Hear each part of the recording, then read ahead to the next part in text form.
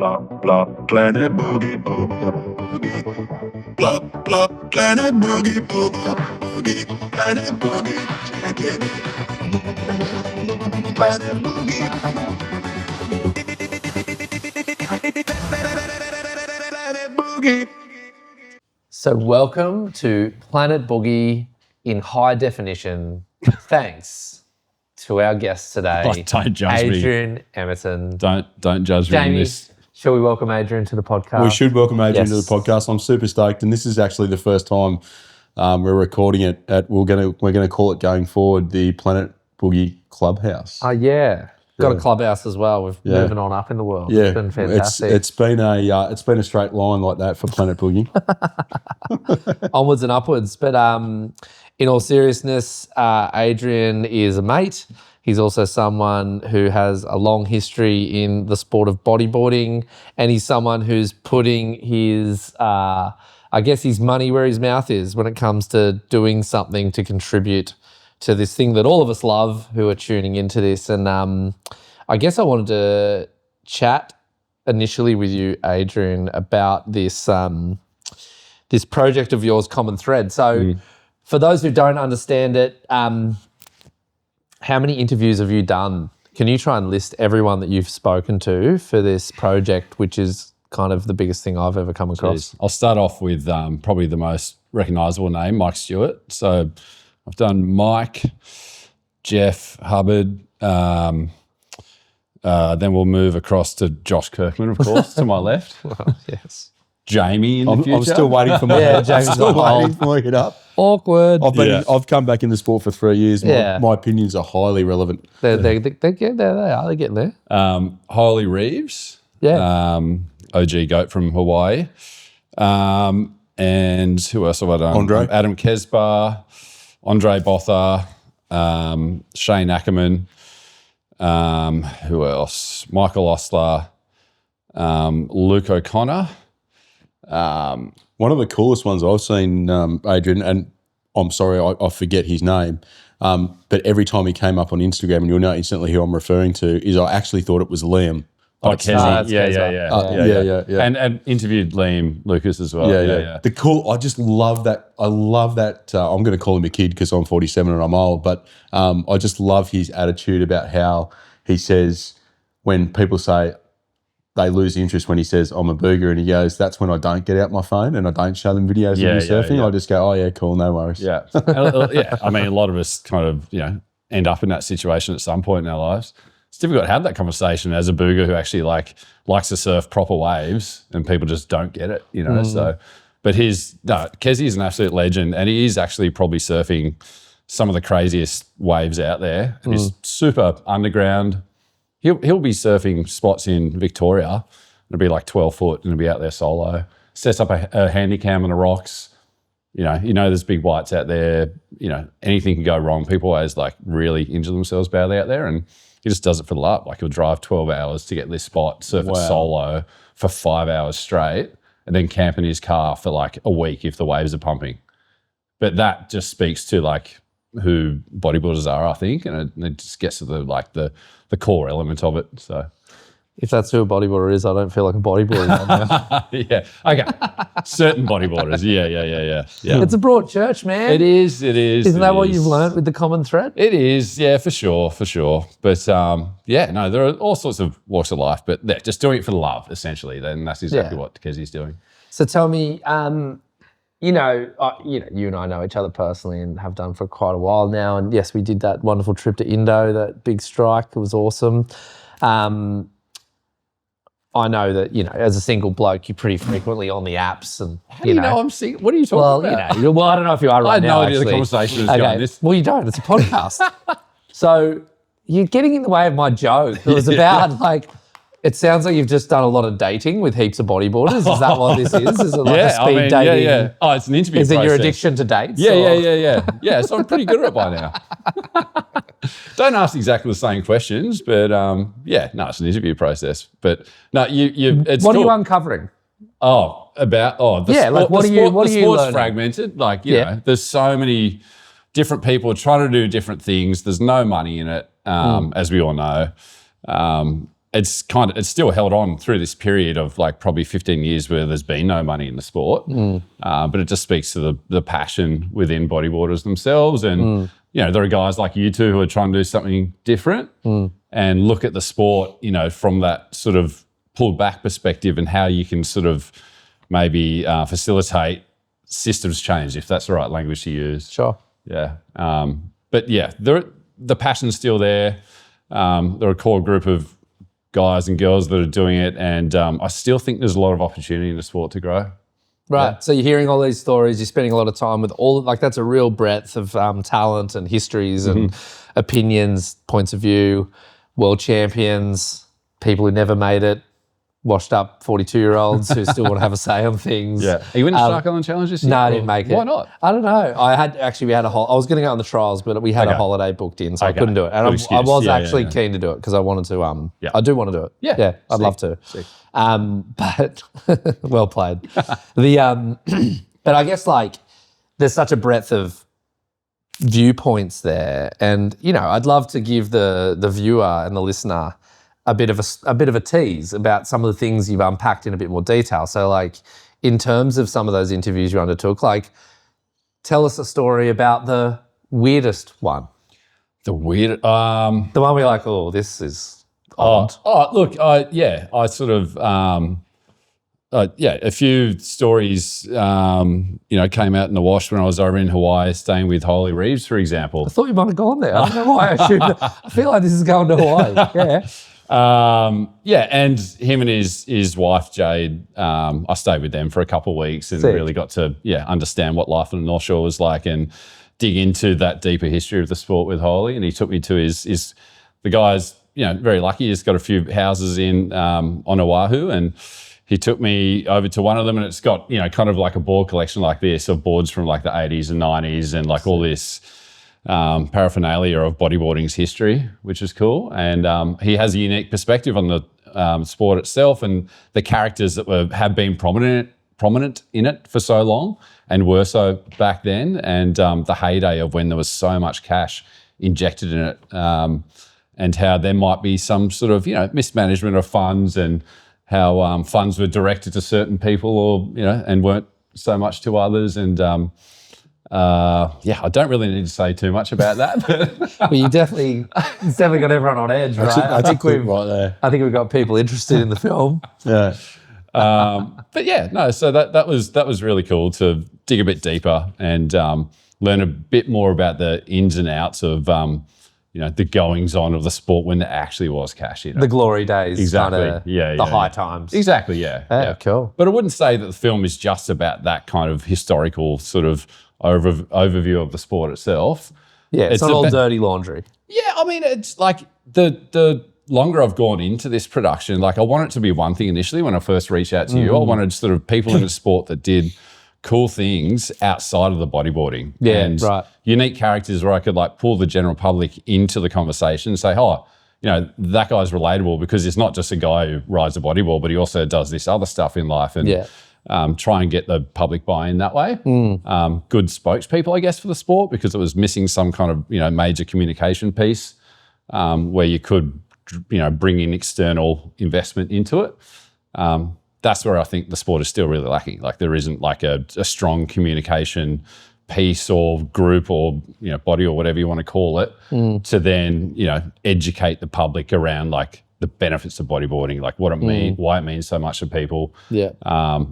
There's just so much opportunity still. And the reason that I'm so interested in Common Thread, to be honest with you, is from my point of view, if you make another bodyboarding movie that's about dick jokes and fart jokes, and the soundtrack is Blink-182, Pennywise, and Melancholy, it's kind of been done. Yeah. It's that sort of stuff is living in an echo chamber, isn't it? And that's not to say that people that have done it hasn't been brilliant, because that would be sure. I remember my VHS tapes. Not the ones that JK's thinking about, the other ones.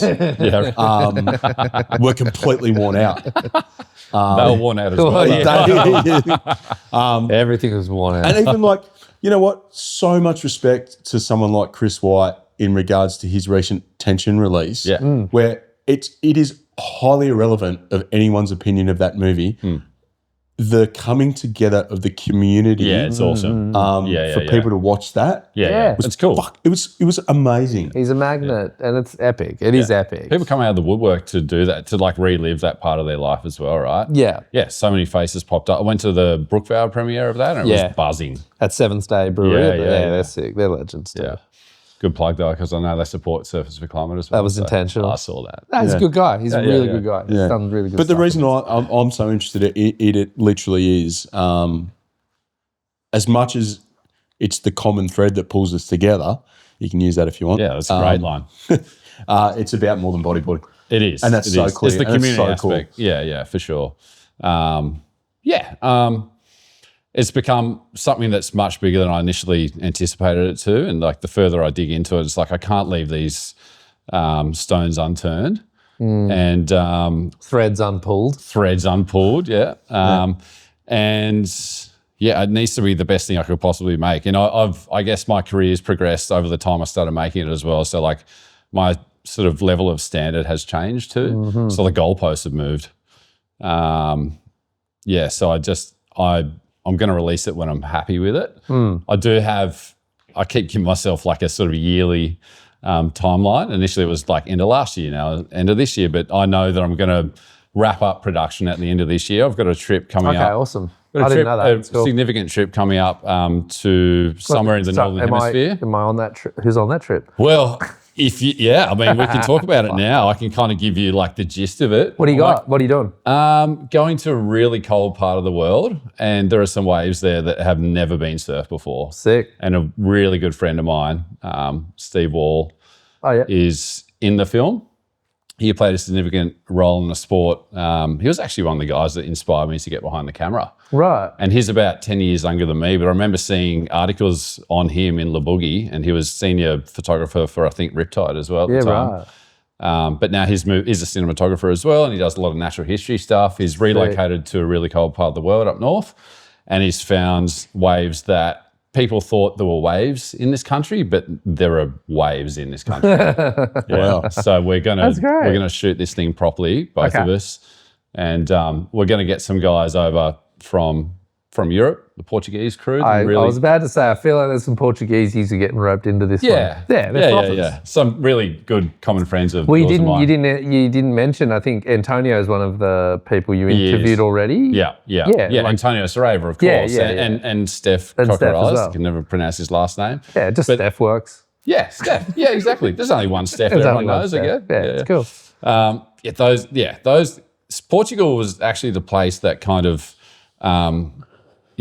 Wally inspired me to shoot. Portugal, I landed the front cover of Vert magazine when I was living in France, like back in 2011, and I met all this awesome Portuguese bodyboarding crew who have since become some of my best mates. And I just really they're going to play a pretty heavy sort of part in this film. Sweet. Because to me, they are, my community, and they really speak to like the passion in bodyboarding, and they're all switched on people and super nice, and they want the best for the sport, and they're all supportive of each other. So Yeah.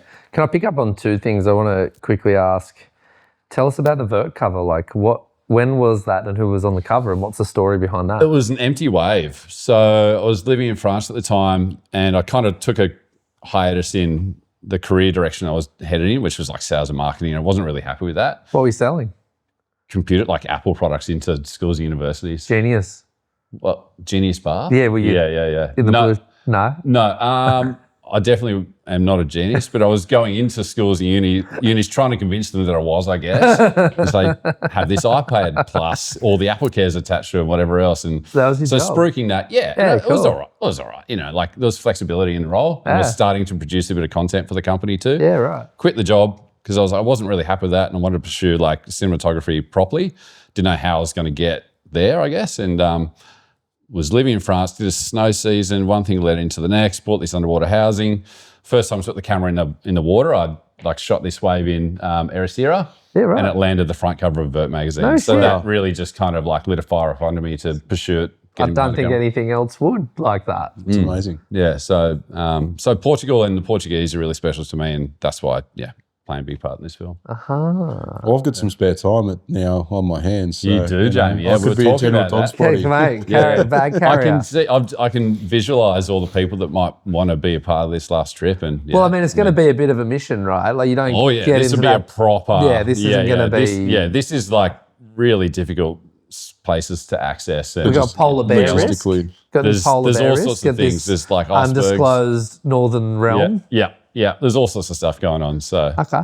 yeah, you want to I be feel a like I part want of to it. try and guess it, but that's all right. Let's Yeah, like yeah. leave Let's the leave viewer. it. Yeah. Let's leave the viewer on the edge of their seat. Adrian, the first person that you mentioned that you interviewed, the first person you mentioned, not that the first person that you interviewed was Mike. I'm not exactly sure what's going on at the moment in regards to the social media post, but there's a lot of chat that him and an organisation in, I think it's Spain maybe, is trying to do a big push Okay. for the Olympics. Oh, I saw that. Yeah. I don't know what your thoughts are on that, but I think it's awesome. I haven't been I'd be following it certainly- properly, but it looks I'd like certainly he's be interesting to hear it. Yeah, I mean, I haven't reached out to him since I interviewed him, but it looks like, he's trying to get behind the sport and sort of support the people that are pursuing it. Like, it looks like Tanner was competing. It was like the World Surf Games or something, and it was like a qualifying event for the Olympics maybe. Yeah, roughly. I could be completely wrong there, but that's kind of what it looks like, and Mike's trying to do what he can with his experience in the sport and kind of be some kind of coach, I guess. Yeah, which is really cool. I don't know if he's aiming to compete in it as well, but he's like some sort of Team USA coach. Yeah, Defending Shark Island champion, you'd think he'd be competing. he's a competitive dude. He is. You know, like Doesn't he stop. probably wants to be a part of the actual surfing too. So who knows? Yeah, it's something to dig into for sure. You kind of relayed the weirdest interview you did, and there seems like there's a lot to learn from the film when it comes out, what's in that weirdness. But like in terms of all those interviews that you've done for the Common Thread so far, what was the one that left you most inspired, where you were like, oh, this is great.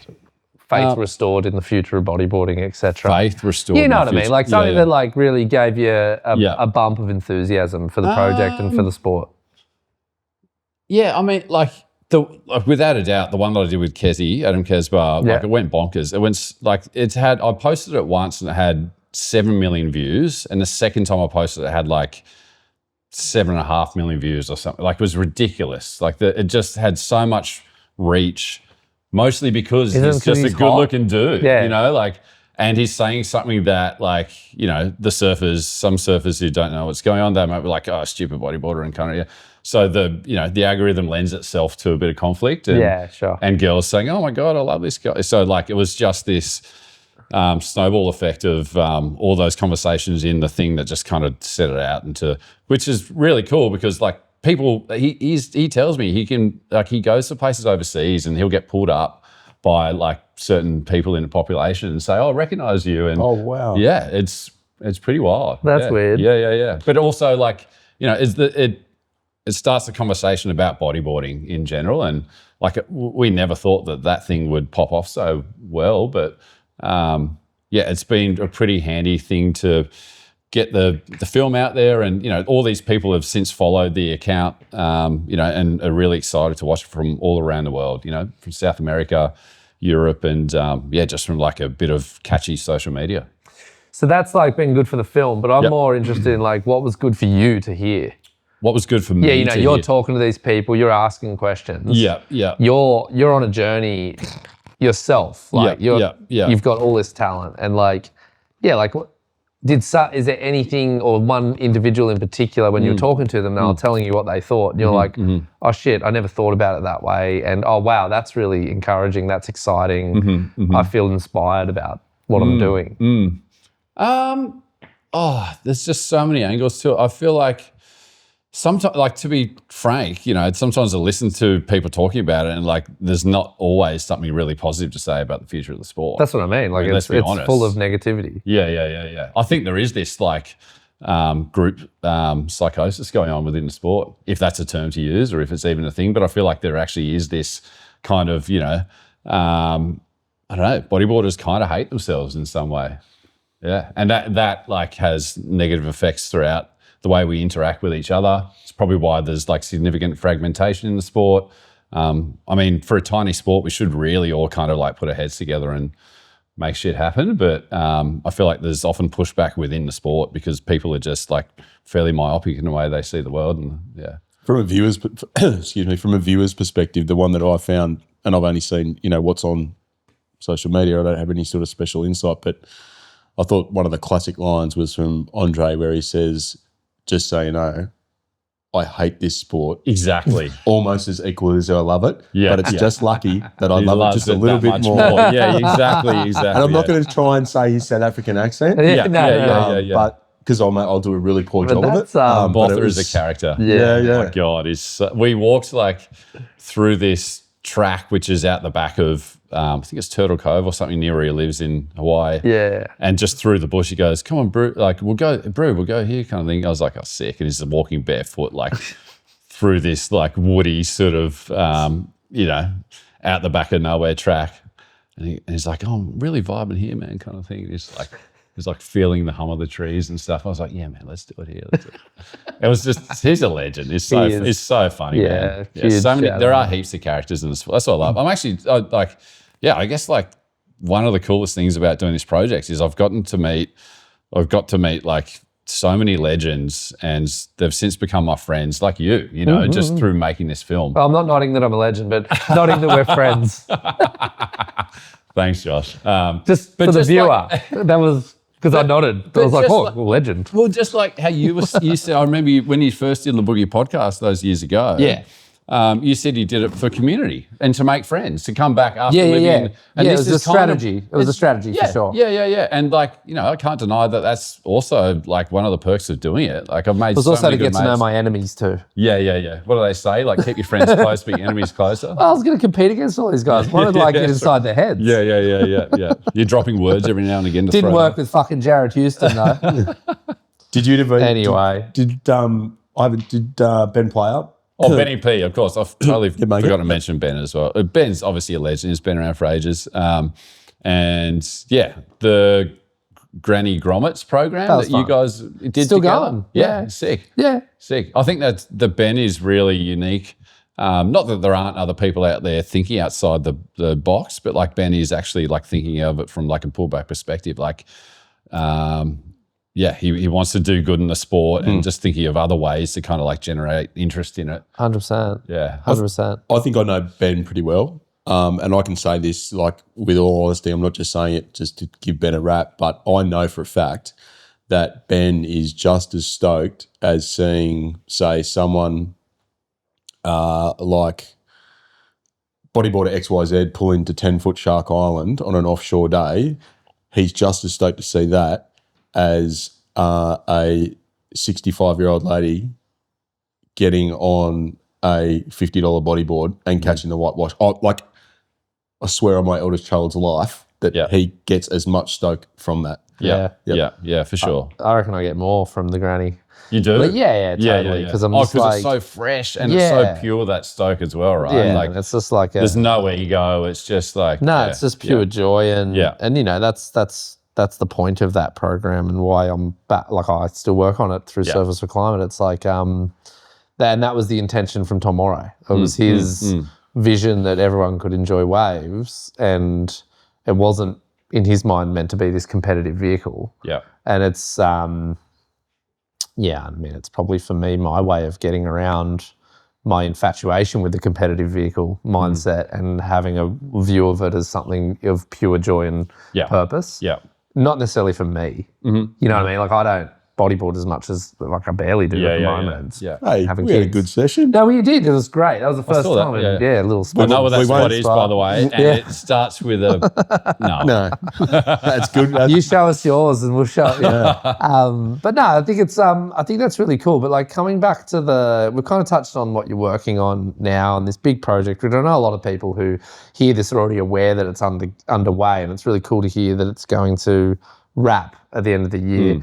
What is your vision for the end Post-production? product? Yeah, like what are you going to make? Is it a series? Is it a feature documentary? It'll be a solid feature. I just want it to be one thing, because like like you were talking about with Whitey and, getting the community together, I really want that. I really want to tour premieres around the world, get the community together, but also want it to be a piece that's like really strong, standalone on a streaming platform. Yeah, okay. So, yeah. This is your standards rising at the same time. Like, is this It's you really like going, I have put a lot into this. It started as this one thing. It's now evolved into a bigger thing, and I actually now want it to be a really big thing. Oh yeah, it has to be. So, a really like big thing. streaming, what's that look like? Like, what do you? I've spoken because I'm the main supplier for Fox Sports when it comes to like their TV commercials and shows and stuff like that. So I've spoken to producers there, and like they know I'm doing it, and they're just low level conversations at this point. But I'm going to pitch to them properly about how it might sit on their channels. Great. Just because it's obviously like a broadcast network with a lot of street cred. Yeah. It's the premier sports network. Yeah. And then I'm open to whatever happens after that. So the idea would be to do like film premieres, pitch properly to Fox, hopefully get it across their network. They're actually owned by DAZN now, which is like the world's largest sports network. Okay. And yeah, so that could potentially go everywhere. Like imagine sitting in like a sports bar in America, Common Thread's playing. Yeah. That's cool. Or and airlines as well. My last film, The Chase, I had a distributor that was like selling it to airlines. So like I'd get like photographs in the back of people's plane seats. I remember seeing that there too. Yeah, which is pretty cool for a before I film. knew like, it was for a shit really film cool. too. It was good to see. But I mean, they're your words. The best thing about Common Thread is it's not a period piece from what I've seen. Like it'll have a really long shelf life as opposed to some content that restricts the time period where it's valid. Yeah, for sure. And what do you hope? It's released, you've premiered it, you've brought the community together. What do you hope the outcome of that film experience will be for people who see it? The film experience? Yeah, like what do you hope they walk away from it thinking and feeling? I just want them to be heaps fucking inspired. Because, you think about the films that we all watched when we were kids, bodyboarding, getting into it. The Waldron brothers were making, for example, bodyboarding films when I was a teenager, who I'm mates with. And they're actually going to donate some archive footage for the historical piece in this. Oh, sick. I saw Chad the other day, shout out. But those guys were actually the guys that inspired me to maybe want to shoot video when I was a teenager.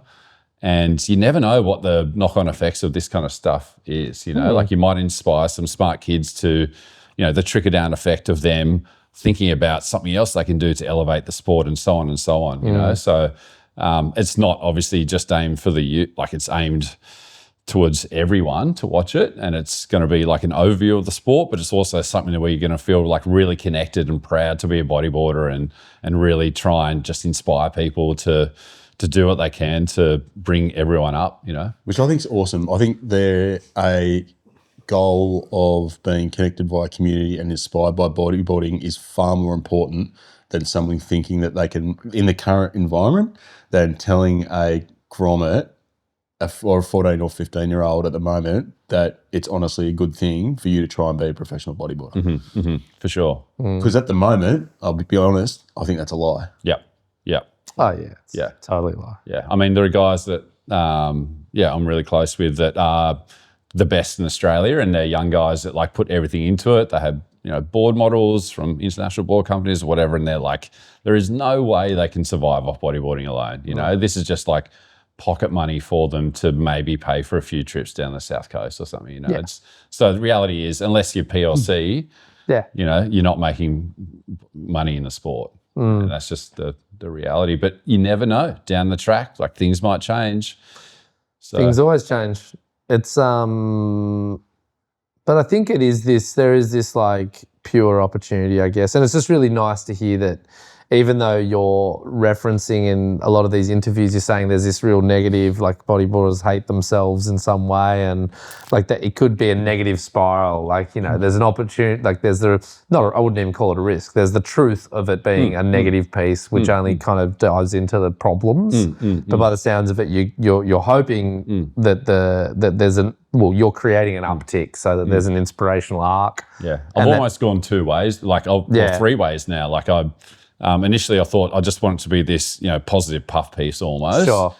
but that wasn't necessarily being as honest as I can be Yeah, about the dark is sport. far more interesting. So I got to put a bit of dark spice in there for sure. But at the same time, like I want it to be honest. I want it, kind of reveal some of the problems in it, but also like I want people to walk away from this thing feeling like fucking amazing, because like bodyboarding's given me everything in my life and probably you guys too to some extent. And I just hope that inspires so many more people and to live the life that they really want to live. You touched on in this chat about being inspired to do something in the sport. You mentioned the Waldrons and how they were kind of that inspiration for you as a Grom. So let's go there and like understand you. I know, Jamie, you had a few questions about the Adrian of like who is he inside, and I guess I'd want to start with where were you picking up the boog? And where did that happen? And who was around? And who were you hanging with? No, so I went to school in the Central Coast. I started. I'm sorry to hear that. Yeah, I know. I feel sorry for myself having said that too. No, it's a great spot. But which was awesome because that was actually like one of the sort of hubs of bodyboarding in Australia back in the 90s. Big time. And you and I are about the same age. Yeah. So like you're a bit older, but I look. You're a bit older. I don't know. Actually, You look older. Yeah, 100%. I got a kid. But I've aged heaps in 2 years. the beard looks good. My kids actually told me this morning to take this hat off because they said that the only people that are allowed to wear hats Flat like caps. this Oh. are people under the age of 30. Under the age of 30. Under the age of 30, but it's okay to do it if you're white and in the NBA. Oh, okay. right. Yeah. What? Yeah. In the NBA? Yeah, I'm like, okay, anyway. Right, okay. All right. I'm never not going to wear a hat and act like an immature bodyboarder. I feel like that's just me for life. So you grew up on the Central Coast. I grew up in the Central Coast. Boogie there, 90s powerhouse. 90s, yeah. So Yeah. I got into it when I was in year 7. Like I grew up about 30 minutes from the coast, in a place called Yarramalong, in the valley or whatever. Yarramalong. Yarramalong, yeah. Full redneck sort of territory out there, but beautiful part of Where's the world. that exactly? Straight west of Wyong, pretty much. Yeah, okay. Yeah, so draw a straight line from there to the ocean, you get to probably Shelley Beach. Okay. So the first places I started bodyboarding, I guess, were probably like Shelley and Soldiers and that part of the Central Coast. Crackneck? Yeah, Cracky. Cracky was actually the wave that I guess I first started surfing as like a proper reef break. Yeah. So it was Crackneck and Crackneck left. I got my first proper barrel. Nice. I was probably like, great wave. I was probably like 13 or 14 at the time. I was like, oh my God, what is this thing? Yeah. And then I was just hooked. Yeah. And my first proper board was a Steve McKenzie Bullet. And Steve was the tubes. It was or the Moray. Moray one. More Yeah. It's the blue deck with the white signature with the silver slick. Yeah. I mean, Is it here? who would have thought this guy knows his bodyboard? So It's not here. Where is it, mate? Yeah. Actually, no, there's a good one for sale at the moment, actually. He would know that too. is there? Yeah, Gav Lowe. There you go. Anyway. Shout out, Gav. Gav. Yeah. Lock up your board. Yeah, but Bullet was actually living on the coast at the time as Yeah, well. he was kicking. Yeah, and Yeah. I think he's around, or is he new? He's kind of around still. He's right? actually up at Lake Macquarie, I think. Yeah. Sick. But yeah, he was like the guy at that time in the mid to late 90s. Yeah. And I'd bump into him surfing cracky and stuff. And yeah, a couple of times where I'd bump into him, and I was just like a frothing grom. And I'd check the neck and he'd be like, oh, do you want to go and check this other wave? And I won't say where it is. So I'd like just follow Bullet to this other spot. And I'm like, oh my God, I'm following Steve McKenzie to this wave. sick. Yeah. But like that was, I guess, like what it was around at the time. And I've just been hooked ever since. I mean, I'm 42 now and I'm not giving up on, like, I love bodyboarding so much. Yeah. It gives me so much joy. Jeez, his son rips. Oh, Yeah, my he's God. good. Yeah, he's really good. Really good, yeah. Yeah.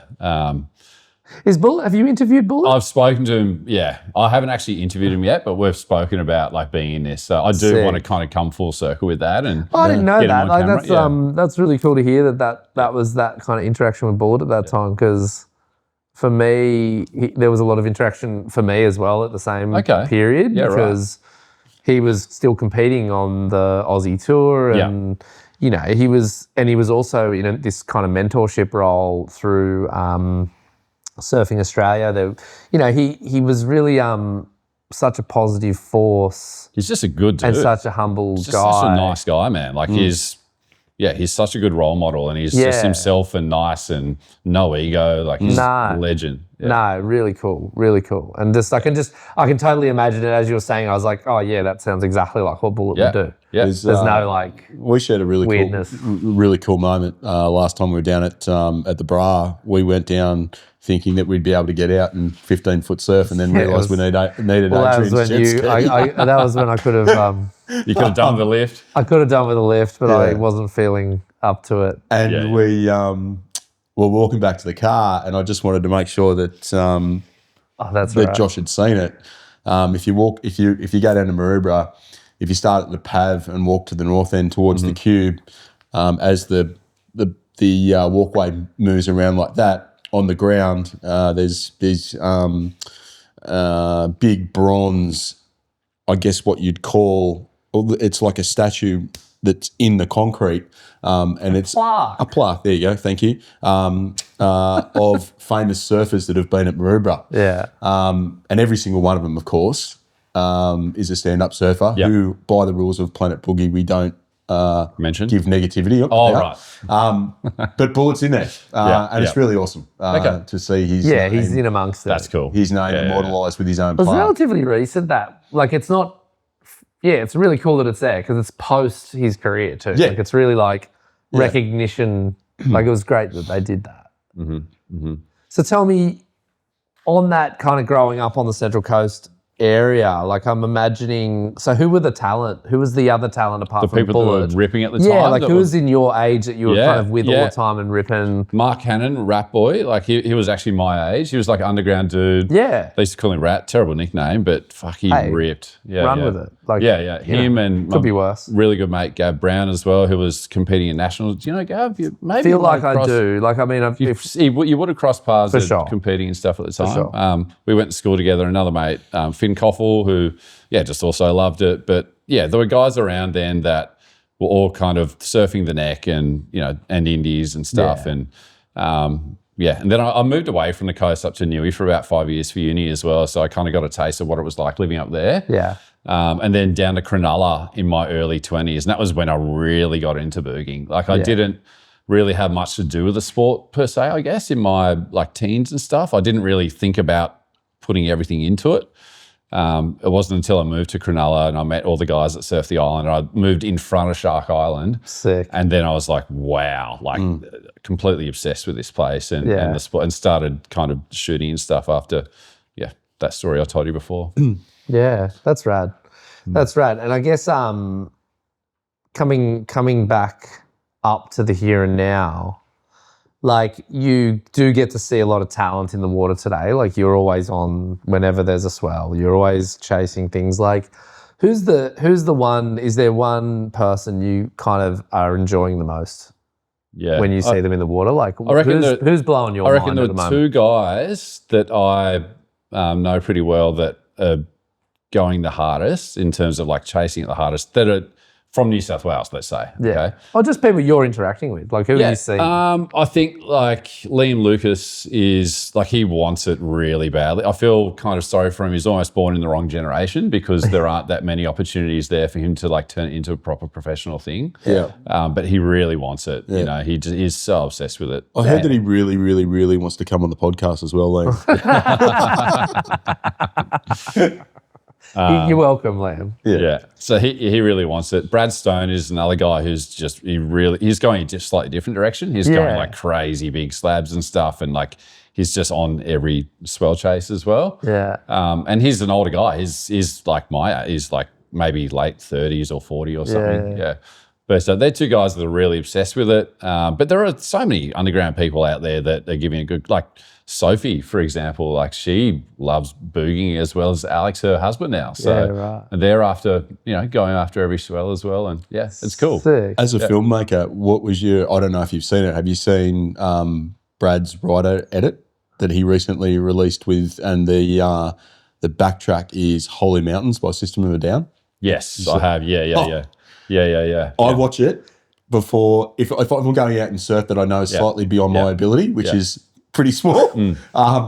I Is watch that it. your psych up? That's my psych up. Yeah. That's my secret psych up. There you go, Stoney. That's nice. That kind of flew under the radar, I think. Like, if you actually look at those waves that he's surfing and how he's surfing them, I don't think many people understand how fucked up, like, that footage is. And I was there through some of those sessions. Like, down I watched it as well. I just love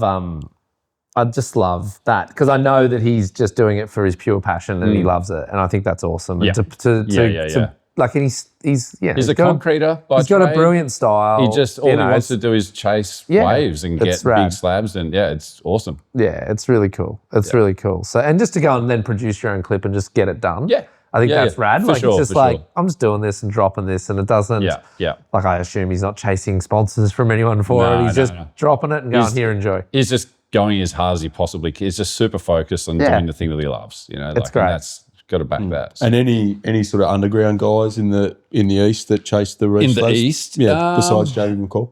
Besides Jamie. I'm trying to think in the eastern suburbs. Actually, Jade Malcolm is like, he's our age.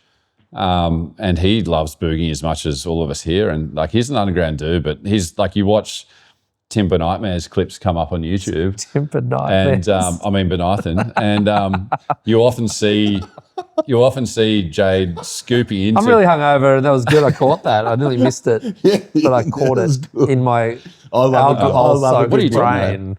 Everyone's hungover on this podcast, by the way. I love a good nickname. Yeah, that's good. But you often see him in Tim's clips that he puts out all the time, the swell events or whatever, and he's like the which he puts out exactly when the swells hit. That's what you really want to say, right? No delay. Whatever, like whatever. But Tim's actually a legend. He loves it. I just feel like that debate, it kind of doesn't matter anymore, right? Because everybody knows when the swell happened. Yeah. And they kind of know which direction it was because all the data lives on the internet. Yeah. I mean, like, you know what I mean? Like, yeah, it depends on the. Is it really a thing? You've got to respect cultural things, I guess. Like cultural norms, despite the data. Yeah, exactly. Fucking please. They turn into some like a politics podcast. I can't help myself. Have you come across Landini? Dean Landini?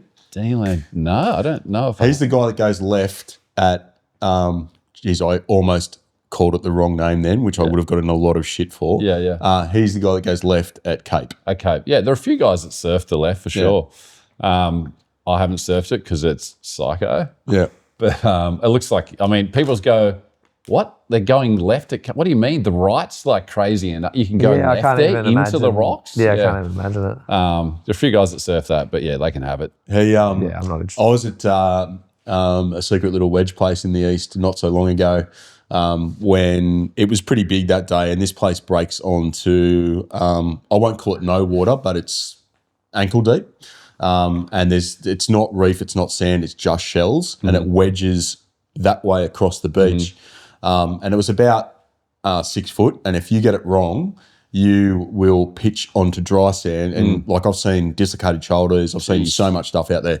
Anyway, it was a really long period swell, and this wave came through, and I was actually out of the water at that stage, and there was about probably half a dozen photographers on the sand taking photos that day, because it was one of those events where, you know, they taking photos to then put on the Sydney Morning Herald to say big storm in Sydney, you know, blah, blah, blah, blah, blah. Anyway, I was looking at the back, and it was really long period, and because it's a reef rack of a reef rack wave, and I was like, you've pretty much described it. I was like, where's the geolocation? I was like, coordinates? I was like, necessary? No. Isn't there a yacht club? Wow. If anyone takes on this wave, it's got to be Dean Landini. He took off, and everyone in the water and everyone in the beach just went completely silent. And as he took off, he pressed up off his board, and he was in boardies, by the way. Yeah, right. He pressed up off his board and went like that, and the whole beach just went nuts. It was probably one of the coolest things I've ever seen in bodyboarding. Yeah. It was, and it's just a lot of fun, that place. Yeah. Those sort of waves are good for sure. Yeah. There's a real community kicking around there too, eh? Like, it is actually cool. Yeah. I never understood the closeout stuff. You know, they're like, Andre would be the one to talk to about that, like pulling into. And in Hawaii, right? Like, when you would have been there, did you like how the Hawaiians? Yeah, we actually. Let's go pull into some closeouts together. And there was a session there that I shot with Jeff. at Waimea Bay. And Oh, yeah, right. I think he was out there solo, but yeah, he was just pulling into, as you do, closeouts at Waimea Bay. It would have been 10 foot. Yeah. Like it's not a shit out of me. You don't. Yeah, it's a serious joint. Yeah. Yeah, Have you surfed Waimea? Yeah, small. Yeah, and it was yeah. terrifying. Yeah, it wasn't even.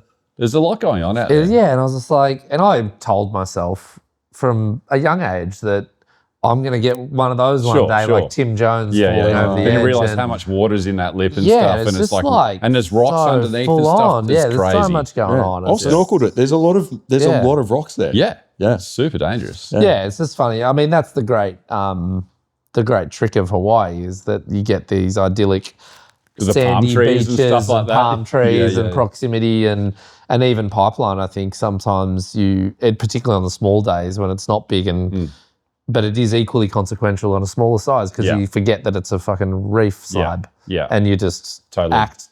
You do dumb shit. I was intimidated out at Pipe for sure. I thought, I'll be all right. And then, you're just thrown off by this beautiful sandy beach. Yeah, you get tricked into going, oh yeah, I'm at the beach. For sure. It's like, no, you're at a place where people die. Yeah. Speaking about sandies. Okay. Beautiful. Yeah. Is it Beautiful. awesome? It's Yeah, it is. It is. It's the best. But And the it's same as- community as what you described, I think. As in many ways. consequential? No, it's like what you were saying about the other spot that you described almost perfectly without naming. But yeah, it's like that. It's just a bunch of people hanging out having a good time. Like and I think that's like I guess like a lot of those things from Hawaii. I feel there's a lot of the Hawaiian culture when it comes to wave riding, which I wish would get translated here. Like just that. Yeah. Fun and that. For sure. It is really inclusive. It is. It's kind of interesting how it all plays out. Yeah, for sure. I don't know. Everyone's got their own little, subculture within the subculture of this bodyboarding. Yeah, totally. I mean, Haole was the king of that place, right? He was, yeah. We shot there, like 18 months ago. It was cool. It was fun. Yeah. Jade and I, his wife, and she was like next to me shooting stills and I was doing a video and we're just linking up with Haole. I felt like I'd been transported into Riptide issue 3 or something, Exactly. Like, it was pretty cool. Any particular women bodyboarders that you've interviewed or you've come across, Adrian? I filmed a bit with Sophie down in South Oz, would have been, nearly 2 years ago now, with a really cool little crew. And I've spoken to Lily Pollard as well about getting her in it because she's obviously like been around for a long time doing it too. Sweet. And she's got an interesting story. So I'll definitely be shooting with Lily before this is wrapped and get her story in the film too. Sick. Yeah. Hey, I guess like looking at a bit of a closing kind of moment here for the podcast. Like, thanks for making this the most highly produced version of the podcast, which will never be far. replicated ever again. Never to That's be pretty replicated crazy, to be ever honest. again. So this is a big deal. But I think like a bit of a closing point that I guess for you to have the last word around like, what's the message that you, I guess, because this might be the thing people hear, and then the common thread will be the thing they see next, right? Like people are following you on Instagram, but like the next moment that you might be standing in front of a crowd saying a word is at those premieres. Yeah. So what's the message for those people about what you're creating and what you want them to be kind of looking forward to? What's your kind of message to them? What's my message to them? What, like after they've seen the film? No, what they're about to expect. Why should they be kind of on? Why should they be frothing? They don't have to be. I mean, if they want to be on board, they can be should on. be. Yeah. Look, I just hope that it is something that really stands out and is like a bit of a historical piece, not a historical piece as in like touching on overview of the sport type thing, but I hope people remember this. And like, I just like on a personal level, like I just want to be proud of something that I made. Like, and it is the one thing that I had in the back of my mind since I was 14 years old to do. And it's the thing that's pushed me up into what I'm doing in my career and other things. So like, I always had this voice in the back of my head, like, make this thing that is significant for the sport and like it's going to be like nothing that's ever been made as you know, maybe cheesy as that sounds, like I really want it to be that piece. So so we'll see how we go. That's beautiful and I'm looking forward to it. Yeah, mate. I'll shake your hand at the end of the interview. Thanks, I'm mate. so stoked. Thanks, man. Thanks, cheers. Thank you very much. Cool. Blah, blah, Planet Boogie, boogie, boogie. Blah, blah, Planet Boogie, Boogie, Planet Boogie, check it. Planet Boogie. Planet Boogie.